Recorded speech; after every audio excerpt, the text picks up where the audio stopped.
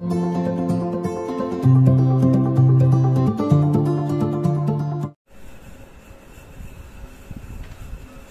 everyone, welcome to the lesson of isomorphism. This is the topic from linear algebra. We will discuss an example based on isomorphism. So we have to show that transformation is given here, matrix of order 2 by 2. Okay, ये matrix है 2 by 2 order की, goes to R4, we defined by this one. ये definition दे रखी है transformation के ऊपर, matrix लग रखी है, ये वाली belongs to domain M 2 by 2 matrix है, M मैट्रिक्स है 2 by 2. तो यहाँ पर सबसे पहले ऑब्जर्वेशन करेंगे, इनका डायमेंशन तो सेम है. Dimension matrix M n by n order का M into n होता है, तो इसका डायमेंशन 4 है. R4 का तो डायमेंशन R4 का 4 ही होगा. सो डायमेंशन तो सेम है. तो यहाँ पर show that T is isomorphism, इसको आइसोमॉर्फिज्म करना है. तो इसमें एक डेफिनेशन वेक्टर स्पेस की जो डेफिनेशन है वो देख लो, और डिस्कस भी की हुई है क्या होती है अगर एफ कोई function mapping vector space U to V पर ओवर फील्ड एफ है. तो ये मैपिंग या फंक्शन या मैपिंग यू सी वी पर आइसोमॉर्फिज्म कब होगा? If it will be isomorphism of U onto V, जब इसकी तीन कंडीशन सेटिस्फाई हो जाए, F is 1 1 onto and linear transformation, तो हम कह सकते हैं इसको ये आइसोमॉर्फिज्म होगा. सो सबसे पहले यहाँ पर शो करते हैं टी इज 1 1 के लिए definition F alpha equals to F beta implies that alpha equals to beta. एक तो वो होती है, लेकिन इस तरह के केस के लिए थोड़ा सा और इसको सिंप्लीफाई करने के लिए एक लेमा यूज कर लें अगर, तो ये ज़्यादा इजीली शो हो जाएगा. अदरवाइज बेसिक डेफिनेशन से भी इसको 1 1 शो कर सकते हैं. लेकिन यहाँ अगर इसका इस्तेमाल कर लें, लीनियर ट्रांसफॉर्मेशन लीनियर, ये लेमा है.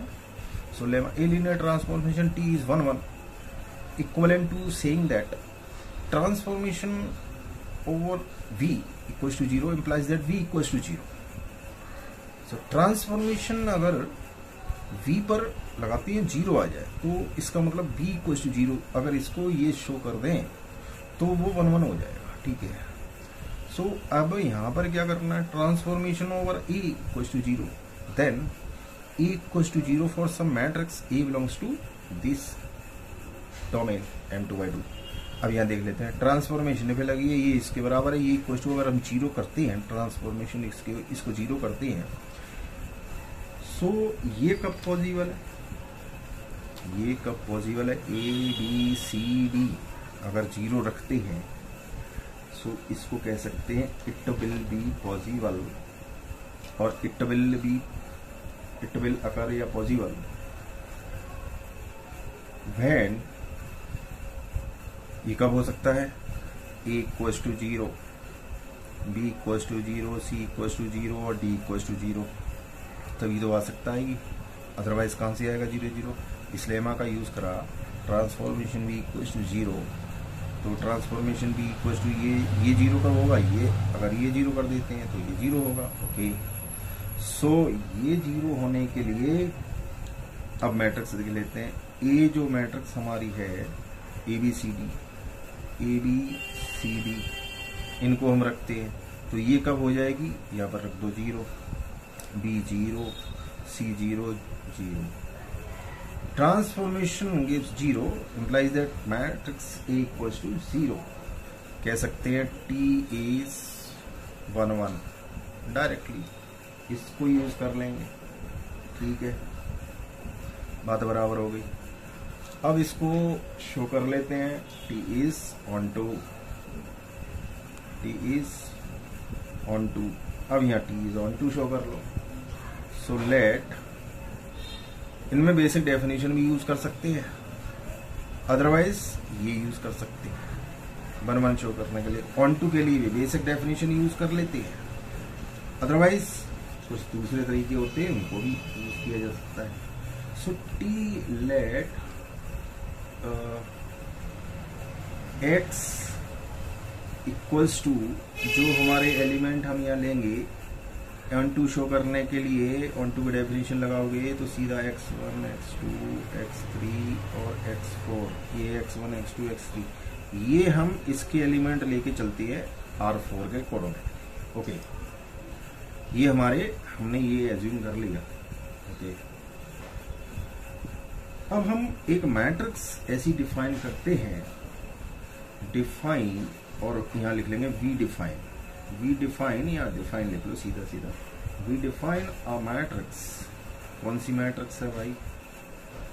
सो हम रनिंग में चल रहे हैं तो मैट्रिक्स का एम छोटा ही लिख लें, वही ज्यादा सही है यहाँ पर, अदरवाइज बड़ा लिखेंगे दोनों ही चल सकता है। सो मैट्रिक्स ए, ये वाली मैट्रिक्स हम किस में लेंगे?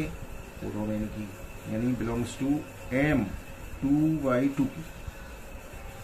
इसको हम कैसे डिफाइन करेंगे? ए मैट्रिक्स जो हमारी होगी, इसको हम x1 x2 x3 x4 ये डिफाइन करेंगे। सो हम, अगर हमारी मैट्रिक्स ये है तो transformation a equals to x आ जाएगा, यानी transformation a equals to x आ जाएगा, यानी transformation a equals to x आ जाता है। इसका मतलब ट्रांसफॉर्मेशन इस पे लगाएंगे x1 x2 x3 x4 पर, वो x x1 x2 x3 दे देगा। So transformation x equals to, चलो इसको कैपिटल X लिख लेते हैं। Okay, so transformation equals to capital X vector आ गया, यानी ट्रांसफॉर्मेशन इस पे लगाया x1 x2 x3, तो ये दे देगा इसकी डेफिनेशन के हिसाब से, है ना, जो कि R4 में जा रहा है। ठीक है, तो ट्रांसफॉर्मेशन इक्वल्स टू x, तो कह देंगे t is onto, t is onto, t is 1 1। अब एक पॉइंट रह गया, वो क्या रह गया? उसको भी जरा इसको हटाते हुए यहां से, और इसको थोड़ा और अच्छी तरह हटाते हुए, और इसको इधर खिसकाते हुए। Now final step is that we have to show that t is linear, LINEAR। ये और कर दे शो, 1 1 तो कर लिया, 1 2 भी कर लिया, लीनियर कर दें। अगर लीनियर शो कर दिया तो इसका मतलब तुम्हारा क्वेश्चन t इज आइसोमॉर्फिज्म हो जाएगा। देख लो, अगर लीनियर शो करने के लिए क्या करते हैं, बेसिक डेफिनेशन जानते हैं। बेसिक डेफिनेशन क्या होती है? ट्रांसफॉर्मेशन, बेसिक डेफिनेशन तो जानते हैं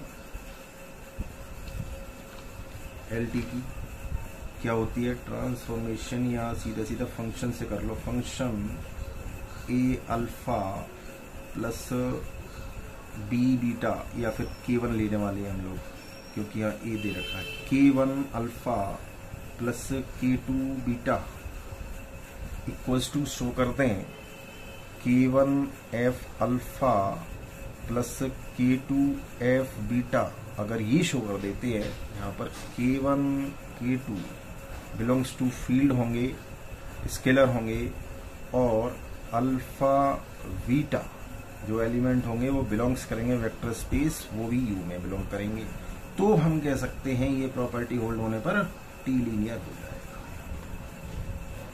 तब कह देंगे टी लीनियर है। अब इसी चीज को उठाकर इसमें हमें डेफिनेशन जो दे रखी है उसमें हमें लगा देना है, और हमने अगर ये शो कर लिया तो क्वेश्चन यहाँ पर टी इज आइसोमॉर्फिज्म कह के और लाइन खींच देंगे एक बढ़िया वाली। सो देख लेते हैं अब क्या करने वाली है।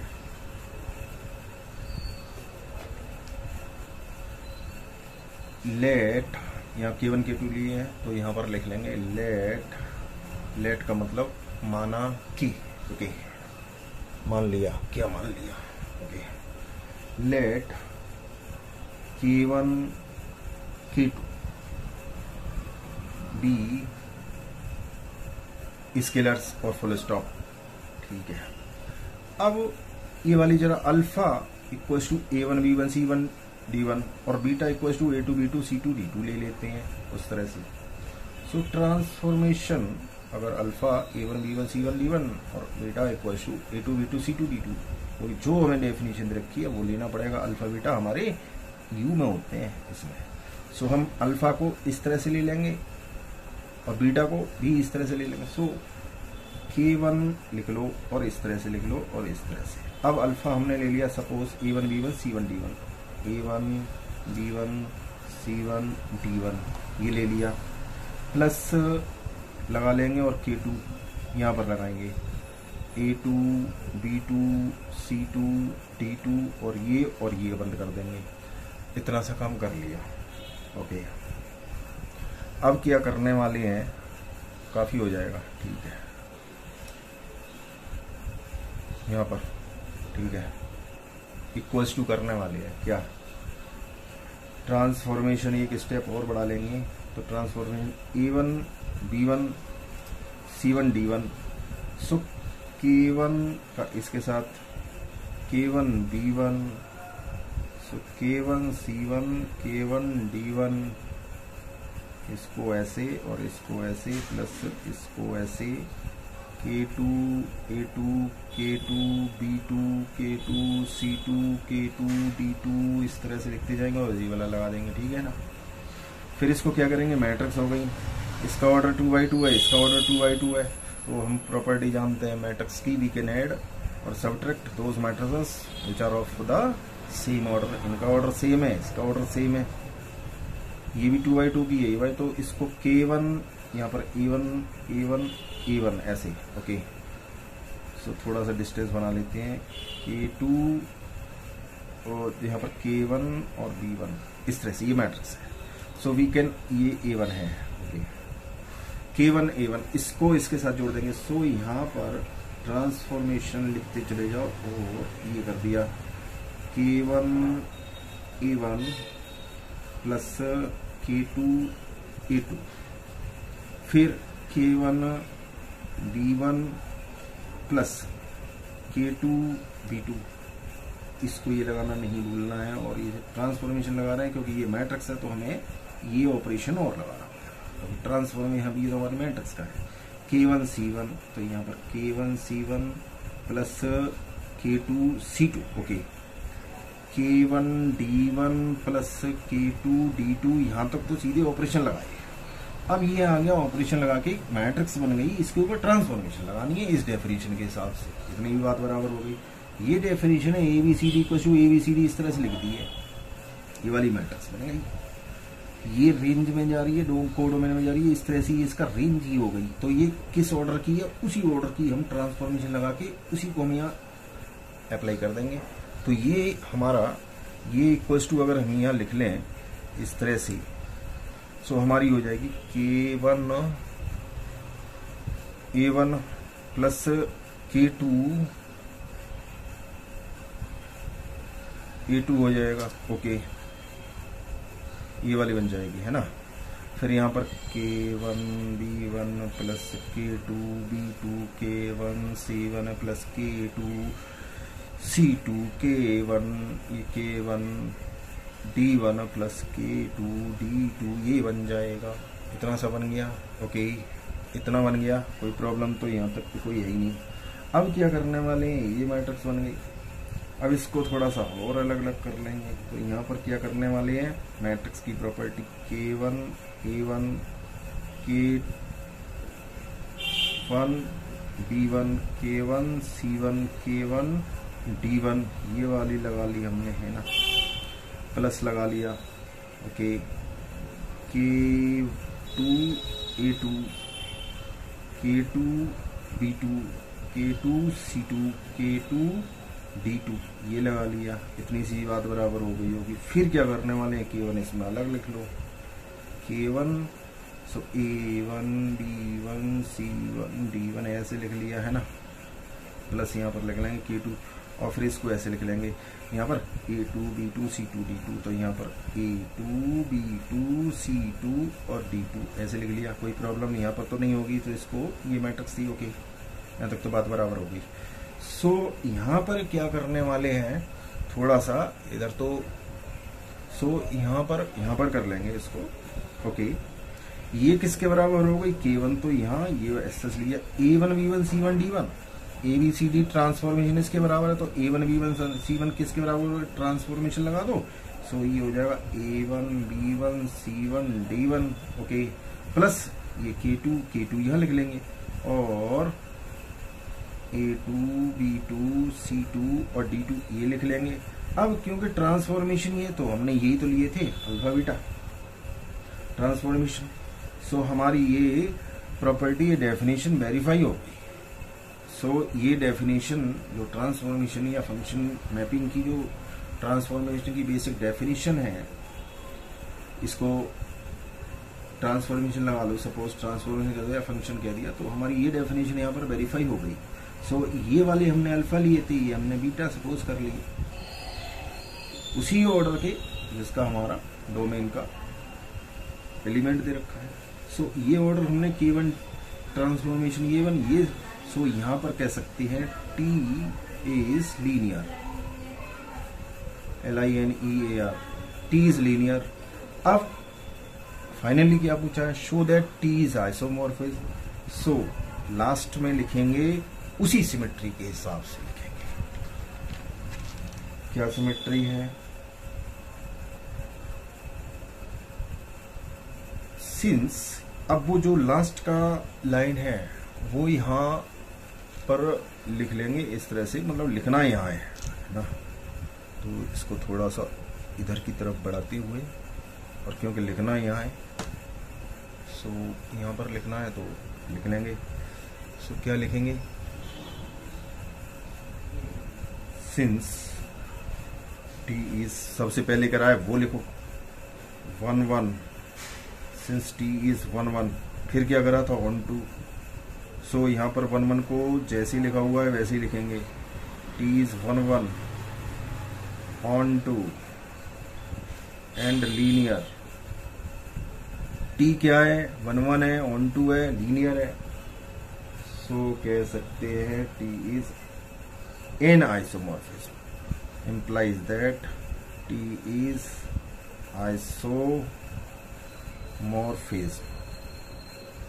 इतना करने के बाद एक थोड़ी सी नीचे लाइन खींच देते हैं, जिससे कि पता चले आप लोगों को, काफी आता है एक लाइन खींच दो जिससे पता चले ये इन्होंने क्वेश्चन कर लिया, आगे क्वेश्चन के लिए मूव करते हैं इस तरह से। तो अगर इस तरह से कर लेते हैं ट्रांसफॉर्मेशन को 1 1 ऑन 2 एंड लीनियर, तो उसको कह देंगे आइसोमॉर्फिज्म। तो ये बेसिक का आइसोमॉर्फिज्म का क्वेश्चन उम्मीद है कि ठीक से क्लियर हो गया होगा। अगर फिर भी कोई इसमें प्रॉब्लम या डाउट रह गया है तो उसको कमेंट सेक्शन में बता देना, और अगर अच्छी तरह समझ में आ गया है तो भी बता देना, और नहीं आया तो भी बता देना क्यों नहीं आया, और आ गया है तो बता देना क्यों आया है। ओके, सो उम्मीद है कि ये लीनियर अलजेब्रा का आइसोमॉर्फिज्म का टॉपिक अच्छी तरह से क्लियर हो गया होगा। सो वीडियो देखने के लिए धन्यवाद।